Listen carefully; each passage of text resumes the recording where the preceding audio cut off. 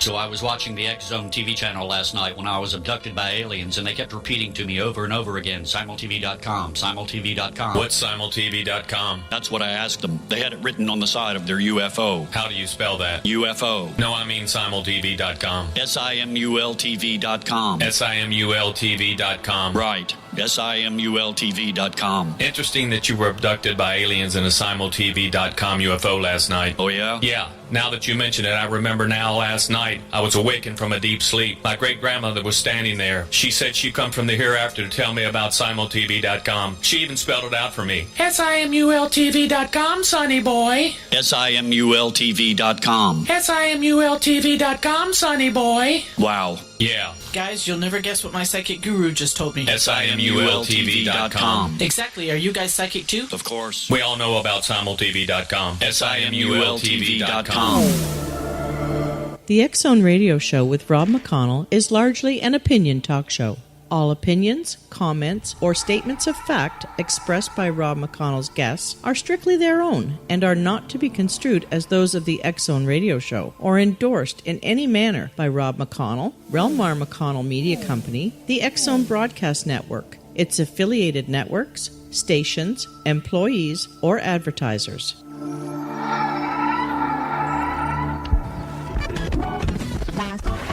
All Hit Radio.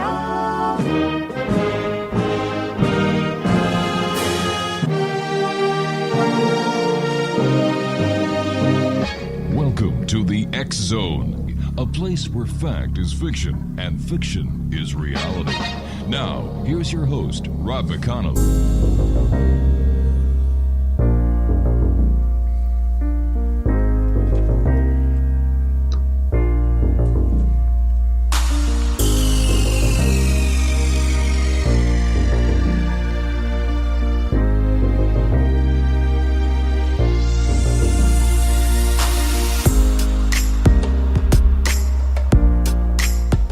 Welcome back, everyone. This is the X Zone. I am Rob McConnell, coming to you from our broadcast center and studios in Hamilton, Ontario, Canada, and around the world on Simul Radio and Simul TV. And if you'd like to find out about the programming we have available for you 24/7, 365 on the X Zone Broadcast Network, visit www.xzbn.net.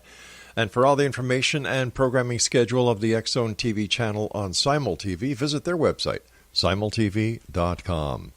Exonation, my guest this hour is Randy Williams. He is a Pennsylvania-based private investigator and describes himself as follows. And I love this when guests actually send us quotes that we can use. I'm a fighter and a lover. Lover of martial arts, lover of true crime novels, lover of word puzzles, lover of things Italian, lover of wine, lover of horses, travel, and foreign languages, lover of women, lover of Chinese culture, and above all, lover of a mystery. That's an end quote. He is the owner of Black Stallion Security and Investigations and the founder of the Clone Range Combat Academy, a worldwide martial arts organization with branches in the U.S., U.K., Europe, and Asia. He has written 9 books on the Chinese martial art of Wing Chun Gung Fu, and Sherlock Holmes and the Autumn of Terror is his second venture into fictional writing. Through his association with Doctors Baden, Lee, and Wecht, he has been able to apply all of his analytical skills instilled in him by his lifelong martial arts and criminology training into solving the age-old Jack the Ripper enigma. Joining me now is Randy Williams. And Randy, welcome to the X Zone. Hi, Rob. So tell me, what steered you into the direction of being a private investigator and working with such greats as Dr. Baden, Lee, and Wecht? Wecht, yeah. Wecht. Well, it's kind of a long story, but I'm glad you asked. You know, as you mentioned earlier, I'm involved in the martial arts, and as basically a child, as a teenager, I was duped into buying some Bruce Lee films from a guy in Florida who was selling films. And back then, you know, mind you, we didn't have the internet. You couldn't DVR anything. So a Bruce Lee film would be a rare treat. And so I sent this guy money, and he never sent me the product. Well, my mother had written me a check for those films. Yeah. And she was a legal secretary. She advised me to get the name of Bruce Lee's attorney if I could find it, and she would contact him. So when she did so, after I found out his name was Adrian Marshall, he called me in to meet him and bring him the evidence of this crime. And I started working for Bruce Lee's wife and her attorney at a very young age. And that sort of started me off on the path of private investigation. Wow. At the same time, my mom would always hand me down her true crime novels. You know, those novels they used to sell that had a bunch of pictures in the middle you weren't supposed to look at until you got there. Oh, I remember those. But you always look at yeah. them first anyway. Exactly. And they give away who the killer is and everything.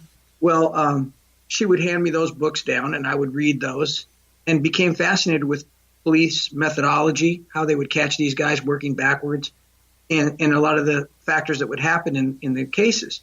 And, of course, my favorite of all was Jack the Ripper. So became sort of obsessed with that case from a very young age. Why? Why Jack the Ripper? What was the draw to that? I think the major draw was that it was unsolved. And I think the kind of, you know, the esoteric, the Victorian England, dark alleyways, the fog, all the brutality of the crimes, the letters the Ripper wrote taunting the police. You know, he was the first serial killer to do a lot of these things that serial killers seem to do a lot of these days. You know, almost trying to mock his actions. Sure. Like, say, BTK writing letters to taunt the police or inserting themselves into the investigation in various ways. A lot of the killers today, I mean, it's not anyone to look up to or aspire to, but when they interview some of these guys, you know, Richard Ramirez, for example, the Night Stalker, well, I idolized Jack the Ripper as a kid. He was sort of the prototype. He was the one that actually started it all and was never caught. And I always wanted to try to bring him to justice.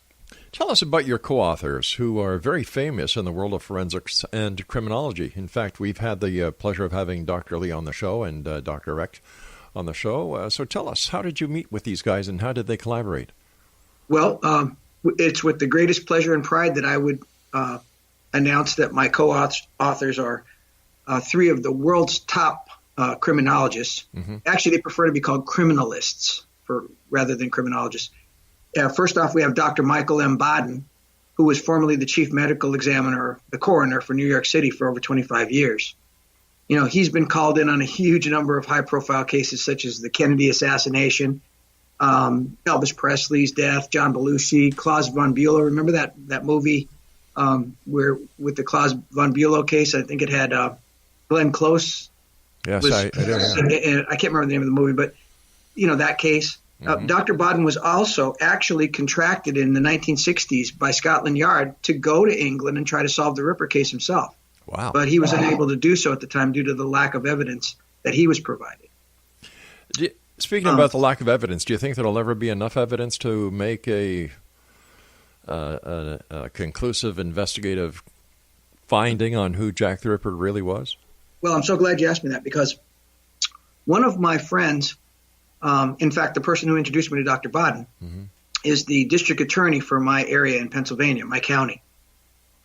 And the district attorney, having reviewed my evidence, as well as Dr. Baden having reviewed my evidence, has told me that he believes strongly that with the evidence I've uncovered, he could win a conviction against at least two, if not all three, of the perpetrators of the Ripper crimes that I can actually provide evidence against.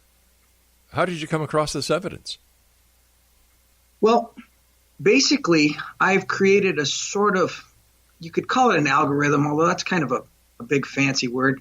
It's more of a formula or a template that I've come up with through the years by taking data from hundreds of crimes, mainly serial killings, and sort of finding commonalities and weighting those commonalities against other factors. For example, a person living within a 2-mile radius of the crime, that would weigh more heavily against him than perhaps a person who was an eyewitness or gave some sort of testimony in the case. They would be considered in my algorithm, but the fact that they were a witness or had some testimony in the case would give them some weight, but not nearly as much weight as if they had a violent criminal record, for example, or if they had found the body, for example. That weighs very heavily in my algorithm. Wow. And so using this template or using this algorithm, you have been able to narrow down the list of suspects to a point where you feel that these are the 3 prime suspects. Yes. My algorithm narrowed it down to 5, and I was able to quickly eliminate 2 of those 5 people. And what happened then was my next step as an investigator is to exonerate or prove innocent my suspects. And I work as though I were their attorney, their defense attorney. And I try to find evidence that would exonerate them. But in doing so, the more I looked at these guys, the more guilty they became and the more evidence I would find.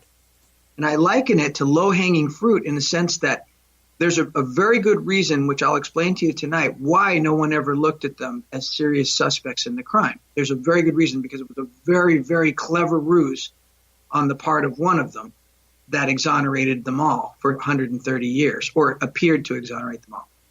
But once you started taking a good look at these guys and realizing that the Ripper was more than one person, which no one ever really seriously considered, you realize that it was actually the 3 of them working together. And the more you look at it that way, the more obvious it becomes that the Ripper was more than one person. How did he commit the crime so quickly, so quietly? Because there were more than one. How did he see in the dark so well? Because somebody was holding a candle for him while the other one watched and the other one held the victims down. Why were there 2 knives used in one of the murders and then 2 separate knives used in 2 separate murders on the same night? But yet, in a different murder, there were 2 knives, 1 6 and 1 9, used on one victim. Never in history have I been able to find a serial murderer that used 2 knives all by himself. Interesting. We've got to take our first break, Randy, so please stand by. X-Zone Nation, Randy Williams is our very special guest, an interesting young man. And Randy and I will be back on the other side of this break as we continue here in the X-Zone from our broadcast center in Hamilton, Ontario, Canada. Now, Randy's got a Facebook page. It's Randy Williams vs. Jack the Ripper. And it's going to be an interesting hour, X-Zone Nation, that I can assure you, so don't go away.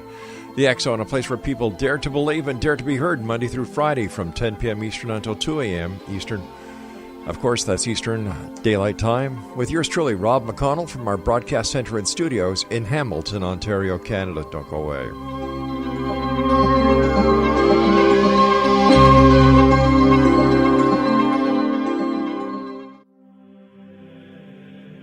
Rob McConnell here, presenting an overview for Nicholas Paul Jennings, author of a fascinating book, Amen. It presents facts revealed by Egyptologists, facts that enable us to understand why Amen is the beginning of creation of God.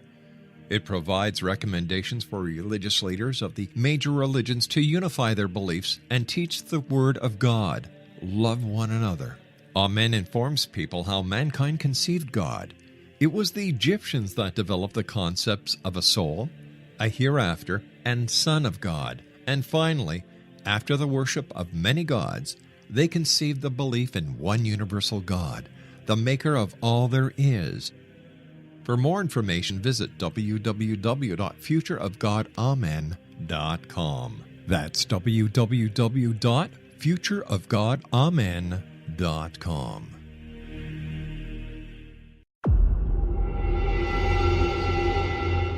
Whether you're a skeptic or a believer, join me, Rob McConnell, as together we'll investigate the world of the paranormal and the science of parapsychology here on the X-Zone Radio TV show on XZBN and the X-Zone TV channel on Simul TV. Since 1990, the X-Zone Radio TV show has been the place where people dare to believe and dare to be heard. Together, we'll investigate UFOs, aliens, ghosts, Bigfoot, psychic phenomenon, lake monsters, conspiracy theories, government cover-ups, the truth embargo, alien abductions, ESP, haunted locations from around the world, and so much more. With over 28 years of broadcasting and more than 4,500 individual guests, the X-Zone is truly a place where fact is fiction and fiction is reality, as evidenced by the credibility, integrity, and professionalism of the guests that we bring to our international audience.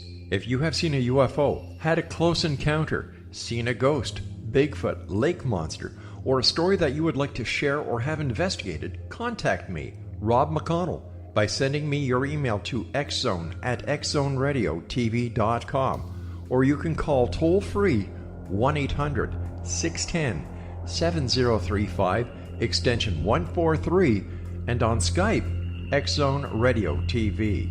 For more information on the X-Zone Radio TV show with yours truly, Rob McConnell, visit www.xzoneradiotv.com or www.xzonetvchannel.com or simultv.com and xzbn.net.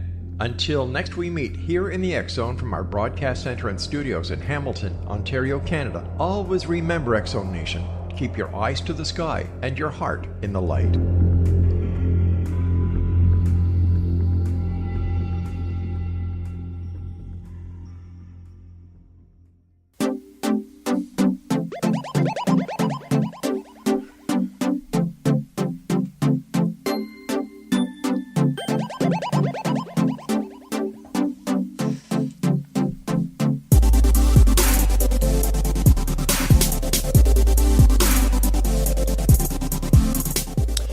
Nation, Randy Williams is our very special guest this hour. On Facebook, Randy can be found at Randy Williams vs. Jack the Ripper.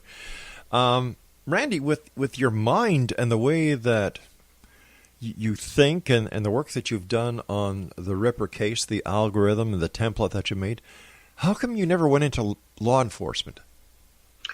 Well, I actually am a private investigator, a form of law enforcement. I was a corrections officer, and I also was a federal protection officer in post-Katrina New Orleans. But that probably doesn't really answer your question. The reason being my career is really primarily in the private investigation field and personal security. Okay. I do security for occasionally celebrities or high-profile people. At the moment, I'm traveling with a band called Five Finger Death Punch. They are a heavy metal rock band, and we do shows all over the world. And so currently I'm on tour with them. And that's really my primary career is in the personal security, and being in law enforcement wouldn't allow me that freedom to travel that I need to do this type of band security. We talked about Dr. Baden, but tell us about the other two famous world of forensics and criminology co-authors that you have. Yes, sir. Well, my second co-author is Dr. Henry C. Lee, who your listeners will probably remember from the O.J. Simpson case. Yeah. He was the doctor that found the tainted blood evidence, and his famous line in the case was, "There's something wrong here." And so a lot of your listeners probably would know him from that, or if not his TV show that was on Court TV in the old days. It was called Trace Evidence. He worked on the John Benet Ramsey case, the Phil Spector case, or some of his high-profile cases, many more. One of the things he's most proud of, and rightly so, is he's largely responsible for the safe recovery and return home of the kidnapped victim, Elizabeth Smart. Remember the girl in Utah that was kidnapped?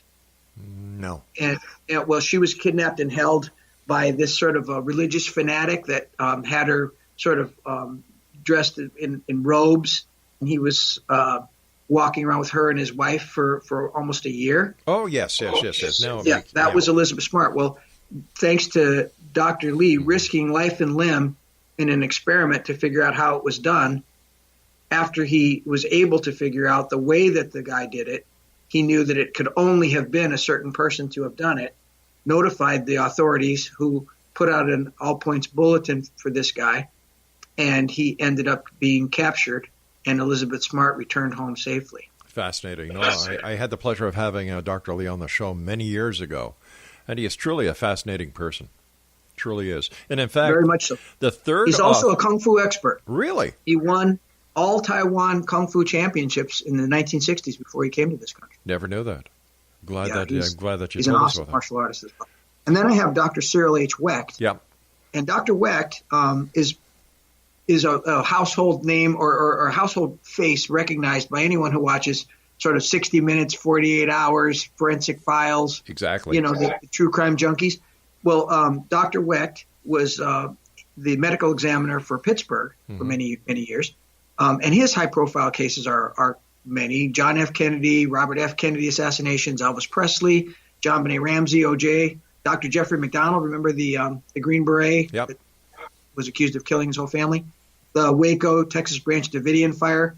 Vincent Foster, remember the Clinton advisor who committed suicide by shooting himself 3 times in the head in the park in Pittsburgh? Did Bill have sex with him too? Well, he did not have sex with that man. But anyway, so Dr. Wecht is also my co-author. So I'm very proud. I don't think anyone in the world could claim to have those 3 guys as co-authors besides me. Well, congratulations on that. They are truly some of the very best in their field, if not the best. Talking about the JFK assassination, every time we get towards the date in November of the JFK assassination, we always have different people on the show to talk about their take on the assassinations. What is your take? What do you think was the reason for the JFK assassination, if you have a theory, and if so, who was behind it? I'm not super well informed on it enough to offer you a terrific opinion like my co-authors would, because they really seem to know. Mm-hmm. I will just tell you this much from insider chatter that I get to be a part of. Yeah. That pristine magic bullet was not the actual bullet that did the damage. That's my belief. And it's based on just sort of chatter that I pick up here and there. And that is the consensus of the majority of the guests we've had on the show. I hope so, because it's pretty hard to believe that a bullet could be that pristine after doing the job it supposedly did. Exactly. Tell me, many people feel the Ripper case is unsolvable. What has convinced you otherwise? Was it just the algorithm and the template that you came up with, bringing it down to 5 suspects, and then you were able to dismiss? Yeah. Initially, that didn't solve it for me. That just told me who to look at. What convinced me that the Ripper case, I always had that hope and dream that one has that this crime is solvable, because there's no such thing as a perfect crime, Rob. Right. And every crime can be solved eventually given the right tools. There is no such thing as a perfect crime. We know that. The Ripper was far from a perfect crime. But the thing is that he was so clever in the way that he set things up, it pretty much stymied investigators for all these years. And I didn't feel that I had solved it when my algorithm told me who to look at. But the more evidence, and I mean evidence, actual admissible in court evidence, not this conjecture that people use normally in the Ripper case, but solid evidence, direct and circumstantial, led me to believe that I had solved the crime. And once I showed it to the district attorney of my county, he agrees. And he then in turn introduced me to Dr. Michael Baden, who agreed to take part in my book. So if you can convince the local district attorney and Michael Baden that you've got enough evidence to convict 2 out of 3, if not all 3 murderers, and it's a conspiracy, all right, people tend to assign a tin hat to anybody who talks about a conspiracy these days, conspiracy theory. Well, but having been involved in multiple investigations, I can tell you that a conspiracy is nothing more than 2 or more people working together to commit a crime, right, which in fact happens thousands of times a day, if not an hour. All it means is you and I agree to go burglarize, and that's a conspiracy. So when people automatically think you're a nut for assigning a conspiracy theory to a crime, that what they don't realize is that any crime that involves more than one person or more than one perpetrator is a conspiracy of sorts. Let me ask you, with the evidence that you have been able to establish, have you sent a file over to Scotland Yard or to the Metropolitan Police Department, who ultimately were in charge of the investigation? I haven't. Someone who did a story on my theory for a website, a pretty popular true crime website, approached Scotland Yard with my theory. And they basically told her, listen, we've had it up to here with these theories, and we have no interest in pursuing the matter. Now, having said that, my dream would be for one of the princes future kings of England to get a look at my theory and realize that I've once and for all exonerated the royal family of anything to do with the Ripper crimes and possibly reopen it. Because I have evidence. I'm not conjecture. I'm not saying it was the royal painter or the royal physician or Lewis Carroll or Sir Arthur Conan Doyle. I'm telling you that I've got people that are directly involved and I've got evidence to show they were. So having said all that, and with my connection with these three famous criminalists, I am hoping that at some point I will be able to get the ear of Scotland Yard or the Metropolitan Police and have them reopen this case and look hard at my evidence, because we can prove our case. But at the end of the day, the solving of the Ripper case, how would it affect common day events? What would be the significance of the solving of the case? Well, one would say that the victims deserve the justice no matter how long, because once you're dead, you're dead. What's the difference of OJ's victim getting justice and the Ripper victims? Okay, you could say, well, the family gets the closure. But it's the person that was killed that deserves the justice, at least in my book. I think also that because of the heinous nature of the crimes, they deserve to be named and shamed and go down in history with other heinous criminals, be it war criminals or murderers. And there's no reason why they should get off scot-free just because they were more clever than the next guy. Could it also be that the law enforcement agencies do not want the mystery solved because that would put egg on their face? Very possibly, but that's really not my concern. And there's probably, let me tell you, there's a lot of resistance to solving the case because of, let's say, the cottage industry, the Ripper tour industry. There's these people that make a living from walking tourists around the East End of London and showing them the murder sites. Yeah, what's left of it. We've got to take our break. That was my producer flexing his muscle over there. Thanks, Craig. You scared the heck out of me again. Exonation, our guest is Randy Williams. His website is facebook.com/Randy Williams vs. Jack the Ripper. This is the X Zone. I am Rob McConnell. We'll be back after this break. Don't go away.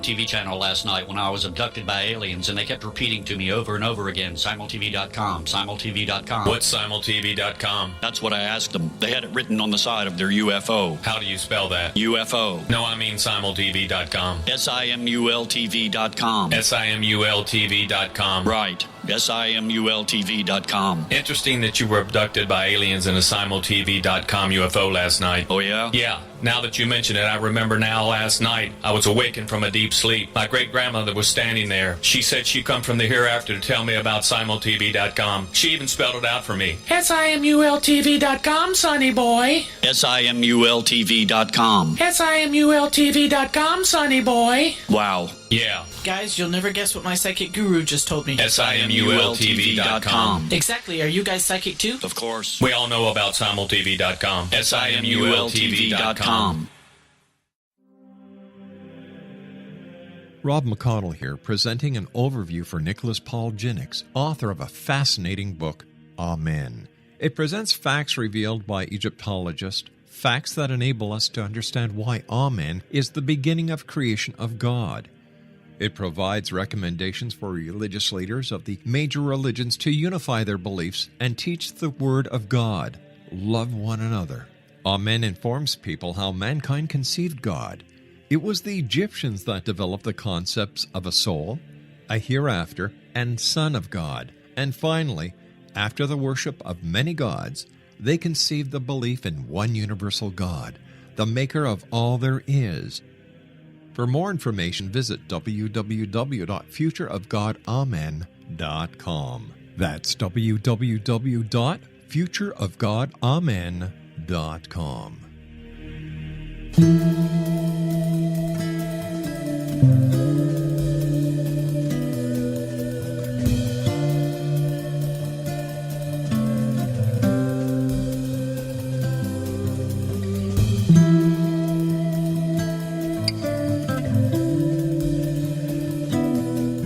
Exonation Randy Williams is our guest of this hour. On Facebook, Randy Williams vs. Jack the Ripper.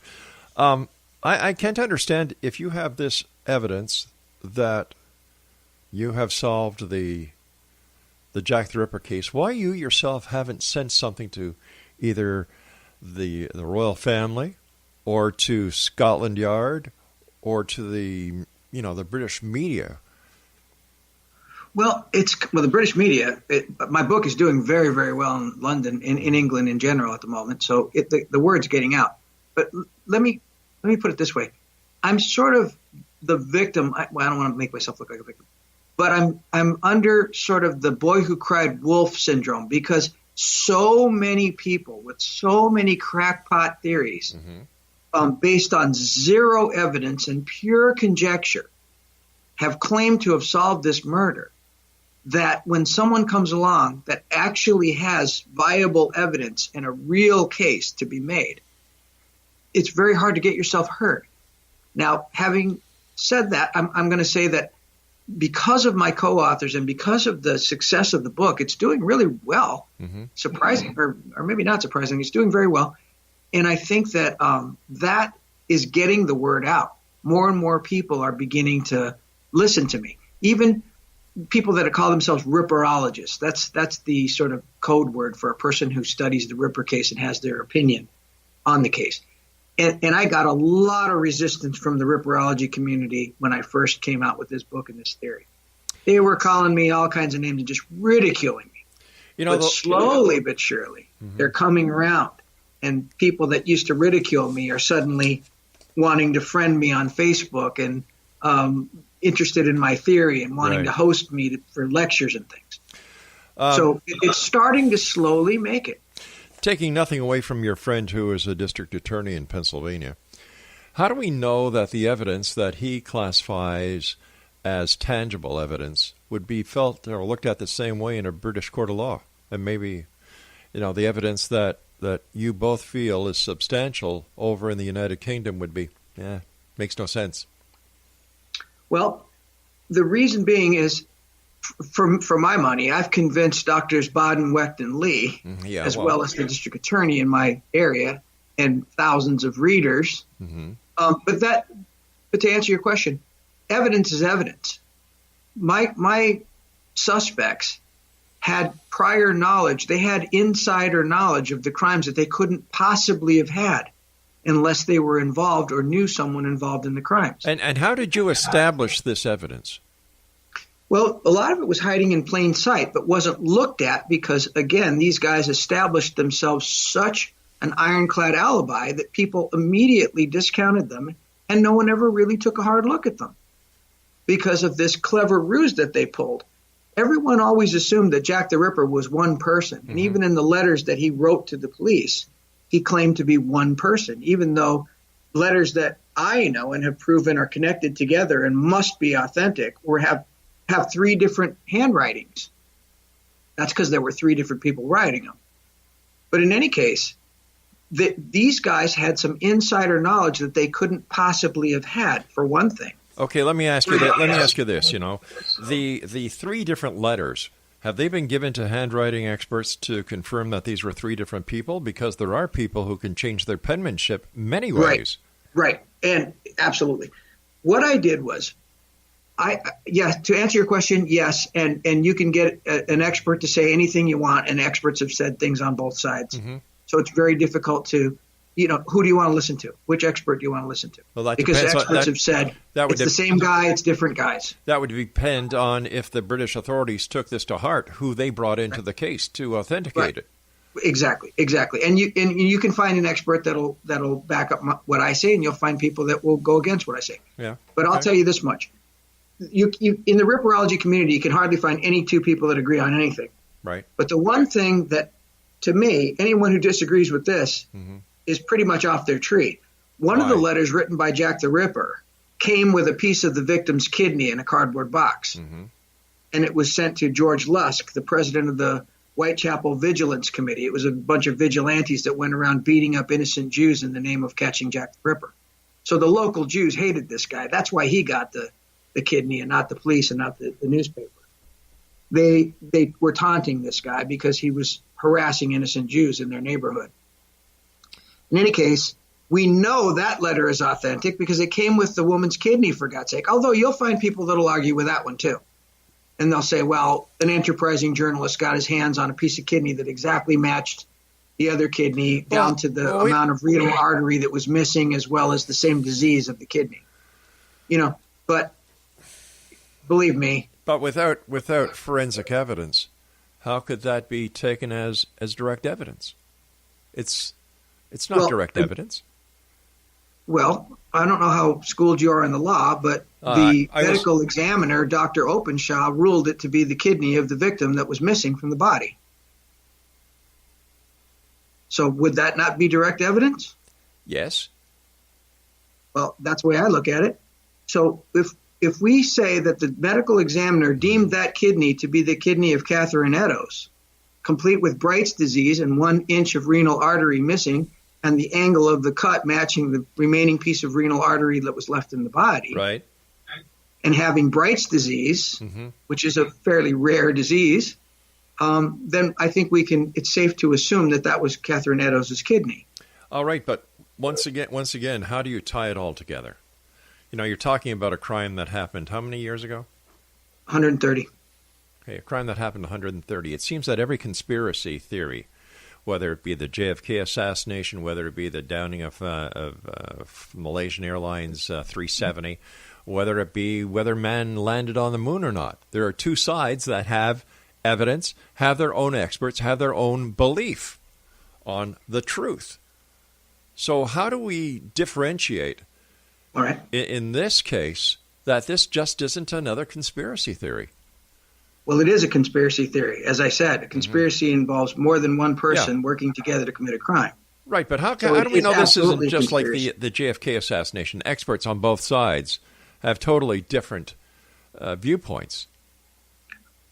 All right. Well, if you'll allow me to give you my evidence, I'll explain to you. Sure, I'd love it, yeah. So, first of all, we know that kid, we're still answering your previous question, then I'll get to this one, or if you want, I'll skip right to the next question. No, finish off your first answer. So the Lusk letter came with the kidney that was established by the medical examiner to have been the authentic kidney of Catherine Eddowes. Therefore, we can assume that Jack the Ripper wrote the letter that came with it. If we take that to be authentic, we can look at the letter written to Dr. Openshaw a few days later, the doctor who pronounced it to be the true kidney of Catherine Eddowes. He received a letter purportedly from Jack the Ripper, which was not written by the same hand that wrote the Dear From Hell letter, was not the same hand. Right. However, when we look at the envelope that letter was posted in, that handwriting matches the writing in the From Hell letter, which tells me that one person either camouflaged his handwriting in the Openshaw letter, or a second person wrote the Openshaw letter, and the person who wrote the From Hell letter addressed the envelope of the Openshaw letter, adding some circumstantial evidence to my theory that there were more than one killer. Yeah. But that's not in and of itself direct evidence. Nope. Here's what is direct evidence. My main suspect was a man named Louis Diemschutz, who claims to have found the body of Elizabeth Stride, the first of the two double event murders. When he made his statement to the police, among the many statements that he made that night that are buried in tons of text, we can see that he said to the police, the woman whose body that I found was dressed quite a bit better than the woman who was murdered last week. Now, here's the problem with that statement. Nobody knows exactly how well that previous victim was dressed because her clothes were completely destroyed and covered in blood. And the victim that he claims to have found, who I know he killed, he was in pitch black when he saw her. So I wonder, why then would you say that she was dressed quite a bit better than the woman who was killed last week? How in the hour that passed since you found the body did you suddenly become an expert on the case and know how well the previous victim was dressed? That's one of the things that kind of got me looking at him. Let me ask you the evidence, that the transcripts that you read, were they the original or were they from books and from articles? No, the original police transcript. Okay. So that's what got me. That's really one of the first things that really intrigued me was that statement. And I thought, did he just sort of step on his own foot there? So I looked at that, and then that made me start looking at him harder. So then I looked at his statements and the statements of another guy who found the body with him, who was a young kid by the name of Isaac Kozabrodsky. And when I looked at their statements to the police, they said, when we found the body, she had candies in one hand and grapes in the other hand. They're the only two that said that. Of all the witnesses that saw the body, they're the only two that said there was candies in one hand and grapes in the other, which is funny because there were only candies in one hand. And we'll give them the benefit of the doubt that those could have been seen before the coroner opened her hand at the scene later. So I'll give them the benefit of the doubt that the candies were sticking out so that you could see them. All right, stand by. We've got to take our final break. X-Zone Nation, Randy Williams is our guest of this hour. And you can find out more about Randy on his Facebook page, Randy Williams vs. Jack the Ripper. This is the X-Zone. I am Rob McConnell. We'll be back on the other side of this break as we wrap up this hour. Don't go away.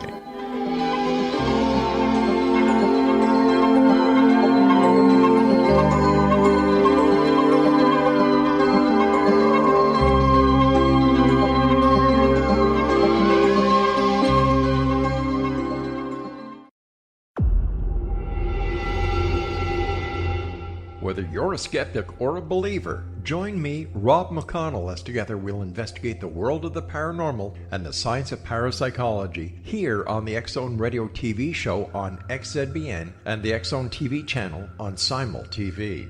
Since 1990, the X-Zone Radio TV show has been the place where people dare to believe and dare to be heard.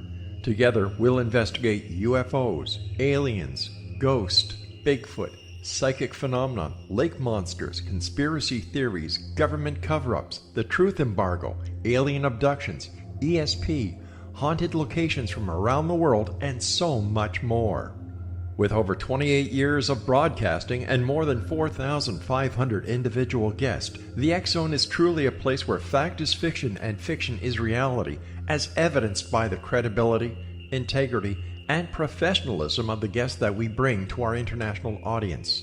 If you have seen a UFO, had a close encounter, seen a ghost, Bigfoot, lake monster, or a story that you would like to share or have investigated, contact me, Rob McConnell, by sending me your email to xzone@xzoneradiotv.com, or you can call toll-free 1-800-610-7035, extension 143, and on Skype, X-Zone Radio TV. For more information on the X-Zone Radio TV show with yours truly, Rob McConnell, visit www.xzoneradiotv.com or www.xzonetvchannel.com or simultv.com and xzbn.net. Until next we meet here in the X-Zone from our broadcast center and studios in Hamilton, Ontario, Canada, always remember, X-Zone Nation, keep your eyes to the sky and your heart in the light.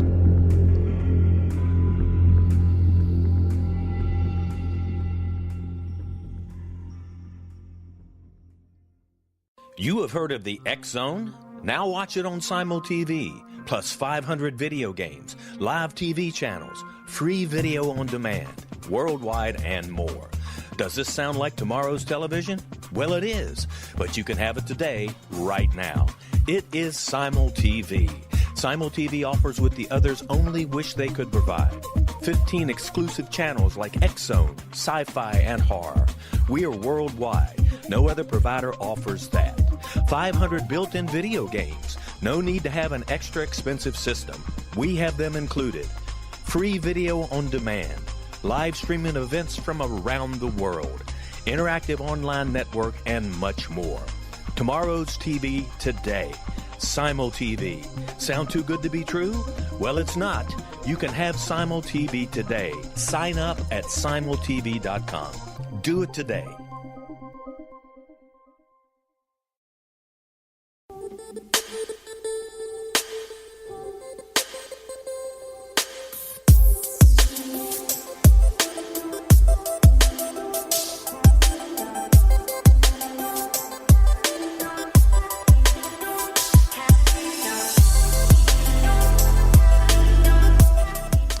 Randy Williams is our guest. His Facebook page is Randy Williams versus Jack the Ripper.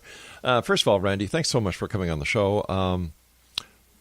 It must be hard for you as a private investigator to try and recreate a crime scene so many years after it has happened, where there is no collection of evidence, photographs, sketches. Well, in actual fact, there are quite a number of photographs and sketches from the Ripper crimes. Back in Victorian England, the police did keep meticulous records of statements, some photographs, lots of drawings. So we do have some of the evidence that we can consult. And to recreate the crimes was actually something that my co-author, Dr. Henry Lee, took the helm on. Because that's his specialty, as you know. He'll walk into a crime scene and look at the blood spatter and look at the body and look at the destruction in the room, and he'll say, well, it's obvious to me that this guy walked in, was hit here, fell, crawled here, was kicked there, got up, stumbled, was punched here, and then finally stabbed here. He can look at sort of the trace evidence in the room and recreate the crime based upon that.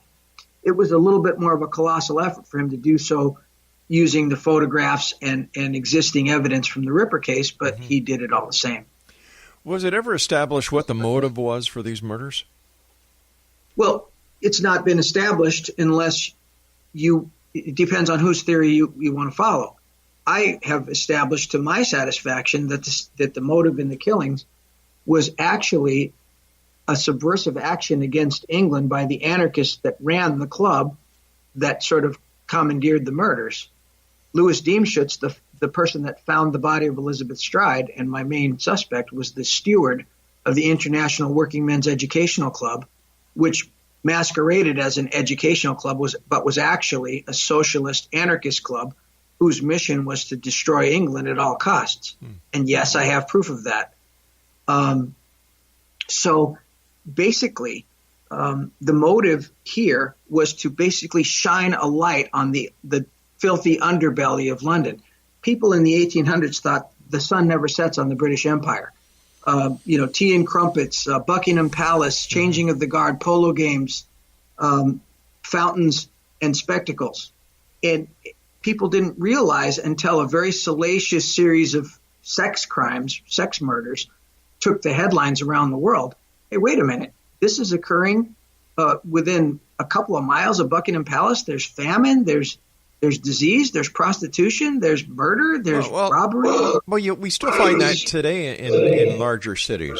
You can be miles away from an upper-class society, and then a few miles away you've got people living in poverty, high crime areas, prostitution, drugs. Right, that's today. Yeah. But we're talking about 1888. And we're talking about the world view of England at the time when there wasn't CNN and Fox News and 24-hour cameras on everything. I would imagine, I've read articles from that period of time that depict London as a very seedy, uncharacteristic area in the area that you were talking about. So I would imagine it would depend on what news outlet or where you were getting your information as how you perceived London.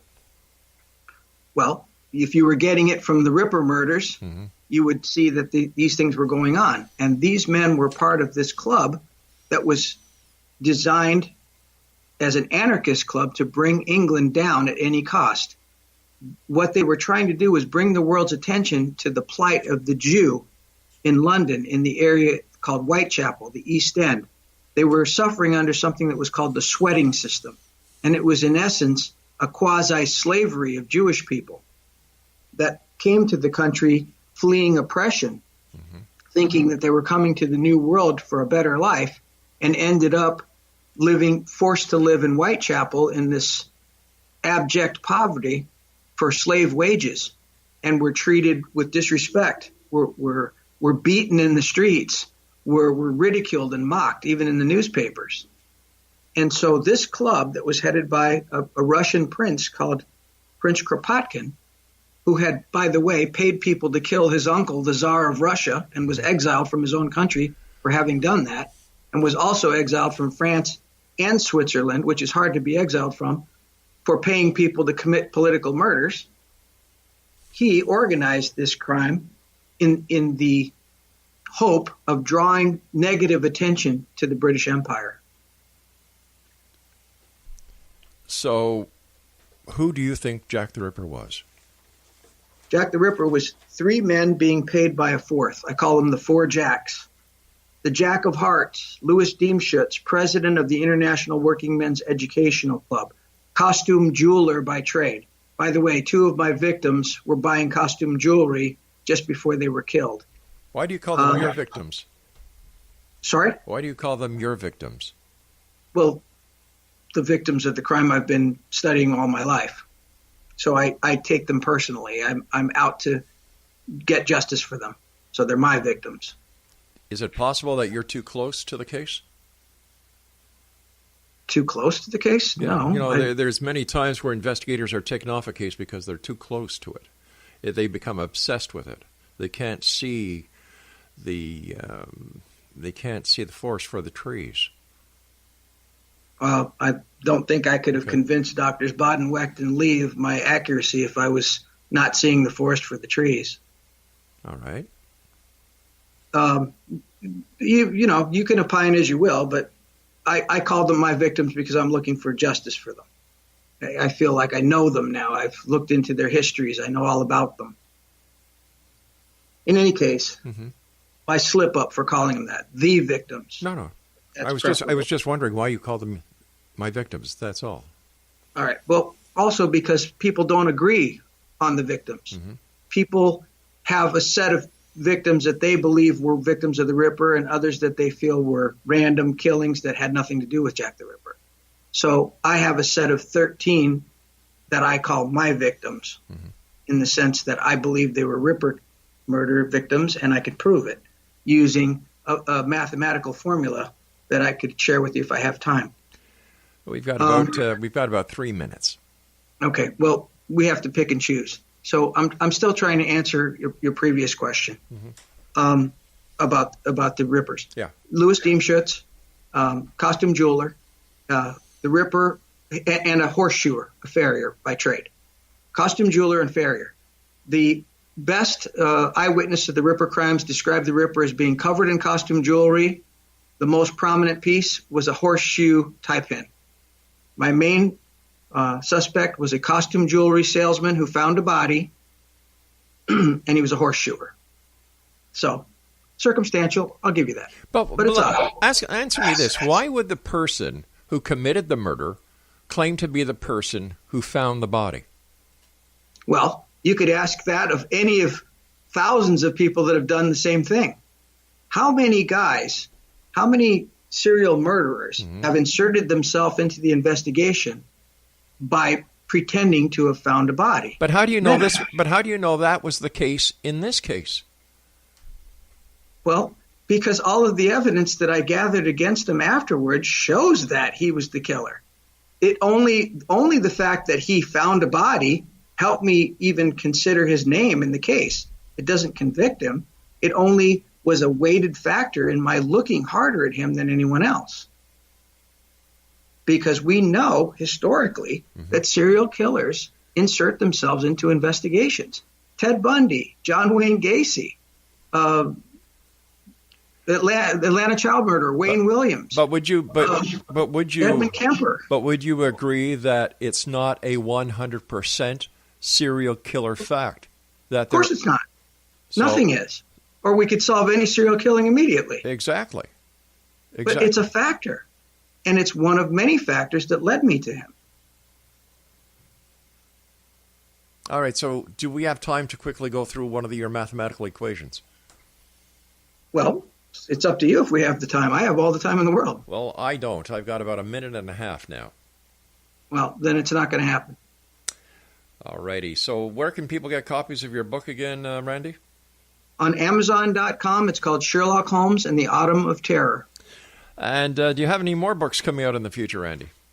Yes, we got a true crime version without Sherlock Holmes. Mm-hmm. That's called The Theodokos Murders, Jack the Ripper's Terror of London. What do you think the next step is going to be for your quest to get justice for the victims of the Jack the Ripper case? Well, I'm in talks right now with a company called Dorsey TV that's going to produce a television series which will send me to England, Russia, and Poland to gather more evidence against my suspects and eventually, hopefully, use Dr. Lee's DNA expertise to solidify the case once and for all. Are you still able to acquire DNA from the victims? Well, the technology with DNA continues to move forward, at such an astronomical rate. And Dr. Lee is right on the cutting edge with things like touch DNA and all the latest developments. So we are hoping that at some point, the chief rapist of the three murderers, the one that I've proven to my satisfaction was the most brutal of the three murderers, if we could find his burial spot and get his DNA, it's very possible that we could then exhume the remains of victim Emma Smith, who we know was raped. All right, I hate to do this, but we've run out of time, Randy. I want to thank you so much for joining us. And X Zone Nation, if you'd like to find out more about Randy, visit his website. It's a Facebook page at Facebook.com/Randy Williams versus Jack the Ripper. I don't know about this one. We'll be back on the other side of this break. Don't go away.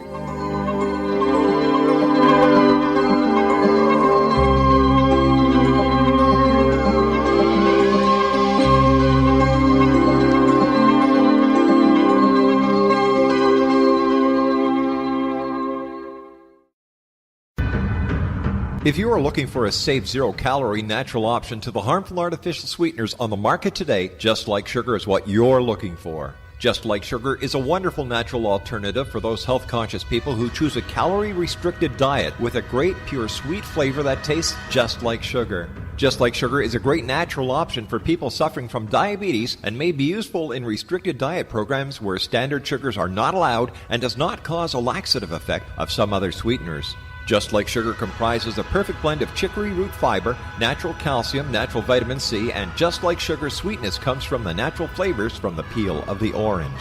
Just Like Sugar is a natural alternative to harmful artificial sweeteners and will change the way that you believe all natural sweetener products taste. Just Like Sugar is available at your local Whole Foods markets, Wild Oats markets, Henry's, Sun Harvest, and many other fine natural food stores in the U.S., Canada, and worldwide. You have heard of the X Zone? Now watch it on Simul TV, plus 500 video games, live TV channels, free video on demand, worldwide, and more. Does this sound like tomorrow's television? Well, it is, but you can have it today, right now. It is Simul TV. Simul TV offers what the others only wish they could provide. 15 exclusive channels like X Zone, Sci-Fi, and Horror. We are worldwide. No other provider offers that. 500 built-in video games. No need to have an extra expensive system. We have them included. Free video on demand. Live streaming events from around the world. Interactive online network, and much more. Tomorrow's TV today. Simul TV. Sound too good to be true? Well, it's not. You can have Simul TV today. Sign up at simultv.com. Do it today.